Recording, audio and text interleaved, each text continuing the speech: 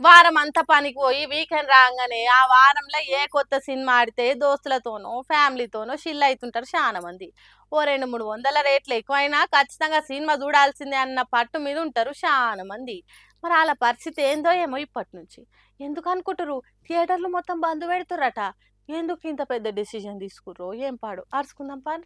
ఇన్నరా ఈ సంగతి ఓ సినిమా లవర్లు మీ గుండెలు గుబేలమని వలిగిపోయే ముచ్చటిది.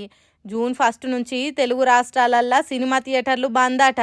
తెలుగు ఫిలిం ఛాంబర్ల సమావేశమైన తెలంగాణ ఆంధ్ర ఎగ్జిబిటర్లు జూన్ 1 నుంచి సినిమా థియేటర్లు బంద్ పెట్టాలని నిర్ణయించిర్రట. ఈ మీటింగుకు నిర్మాతలు దిల్ రాజు సురేష్ బాబు తోటి 60 మంది ఎగ్జిబిటర్లు వచ్చిర్రు. ఇన్నొద్దులు అద్దెల ప్రాతిపదికన అంటే సినిమా టికెట్కు వాళ్ళు ఎంత రేటు పెంచుకున్నా ఈ థియేటర్ వాళ్ళకి మాత్రం అదే రెంట్ ఇస్తుండేనట.